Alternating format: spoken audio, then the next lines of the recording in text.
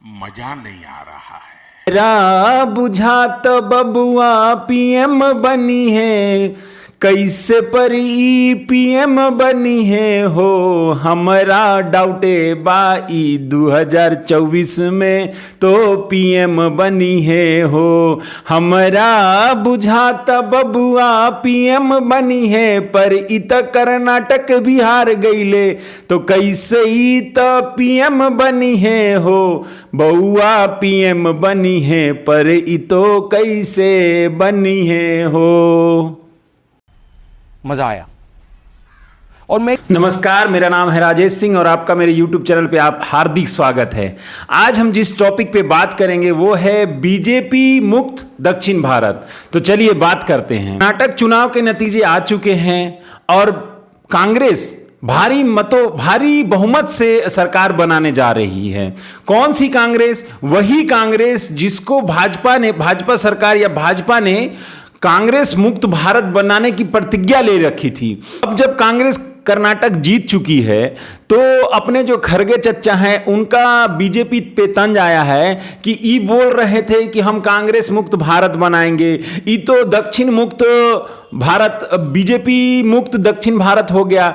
लेकिन अब हम जानने की कोशिश करेंगे कि इस बात में ये तो तंज है ही, लेकिन इस बात में कितनी सच्चाई है। तो चलिए आगे बात करते हैं। जहां तक बात है खरगे चच्चा की इस कमेंट की, इस तंज की, तो दक्षिण भारत में मुख्य जो 5 राज्य हैं इसमें कर्नाटक, तेलंगाना, तमिलनाडु, आंध्र प्रदेश और केरल हैं। जिसमें मुख्य द्वार कर्नाटक को ही माना जाता है, उसमें कर्नाटक को मुख्य द्वार मानते हुए यह माना जाता है दक्षिण भारत का मुख्य द्वार कर्नाटक है।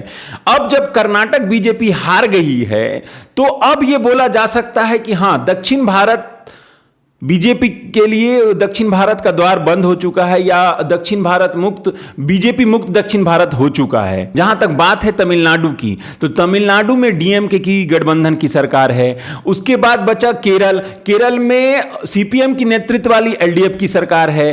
तेलंगाना में बीआरएस की सरकार है। आंध्र प्रदेश में वाईएसआर की सरकार है और बचा कर्नाटक। कर्नाटक में तो कांग्रेस की सरकार बनी चुकी है। ये तो बात हुआ विधानसभा की। जहां तक बात है लोकसभा की, तो इन 5 राज्यों में 129 लोकसभा की सीटें हैं। जब 2019 का चुनाव हुआ था तो उस टाइम इन 5 राज्यों में बीजेपी ने 29 सीटें जीती थी, जबकि कर्नाटक में सबसे ज्यादा सीटें जीती थी। अब जब कांग्रेस की सरकार कर्नाटक में आ चुकी है और बीजेपी वहां हार चुकी है और दूसरे राज्यों में बीजेपी की सरकार भी नहीं है, तो यह बात पे तो बोला जा सकता है कि हां, दक्षिण भारत मुक्त, बीजेपी मुक्त दक्षिण भारत हो चुका है। तो अब बात करते हैं देश हित की। जहां तक बात है देश हित की, तो हां, सरकारें बदलती रहनी चाहिए। हां, अच्छी जो सरकार काम करेगी तो अच्छी जो सरकारें काम करेंगी उनका शासन होगा, चाहे किसी भी राज्य में होना भी चाहिए। लेकिन जहां तक बात है देश हित की, तो देखिए, चुनाव सिर्फ एक मुद्दे पे नहीं लड़ा जाता है, चुनाव बहुत सारे मुद्दे पे लड़ा जाता है। हां, अभी भी हमारे देश में धर्म, जाति, समाज और भी बहुत सारे ऐसे फैक्टर हैं जिस पे चुनाव लड़ा जाता है। लेकिन इन सब चुनावों में भी एक बहुत बड़ा मुद्दा है भ्रष्टाचार, नौकरी, बेरोजगारी, ये सब भी मुद्दे रहते हैं। लेकिन कर्नाटक में जो लोग बोलते हैं कि हां, वहां भ्रष्टाचार बहुत बड़ा मुद्दा था। तो ये जहां तक देश हित की बात है, तो एक विपक्ष का, मजबूत विपक्ष की जरूरत होती है।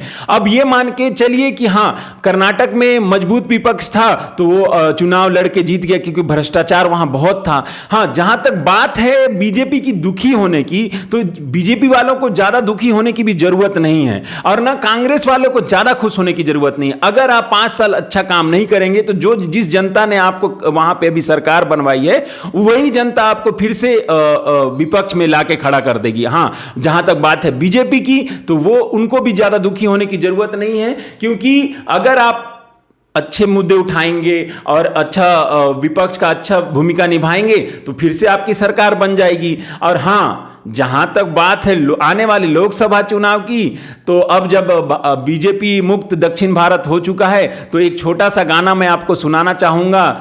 हमरा बुझाता। अच्छा, नरेंद्र मोदी जी तो पीएम पद के उम्मीदवार होंगे, तो एक छोटा सा कटाक्ष बोलिए या गाना बोलिए, ये मेरे तरफ से नरेंद्र मोदी जी को समर्पित है। हमरा बुझाता बबुआ पीएम बनी है, पर ई तो कैसे पीएम बनी है हो, हमरा शंका बा ई पीएम कैसे अगला 2024 में बनी है हो। अगर आपको मेरा यह वीडियो अच्छा लगा हो तो प्लीज कमेंट सेक्शन में अपनी राय जरूर रखें। देखिए, ये मेरा प्रयास रहता है कि न बीजेपी के बारे में बात किया जाए, न कांग्रेस की बात किया जाए, देश हित में जो सर्वोपरि हो वो बात किया जाए। तो इंडियन फर्स्ट मेरे चैनल का नाम है। प्लीज कमेंट सेक्शन में अपनी राय जरूर रखें। अगर आपको मेरा ये वीडियो अच्छा लगा हो तो प्लीज कमेंट सेक्शन में अपनी राय जरूर रखें। धन्यवाद। जय हिंद, जय भारत।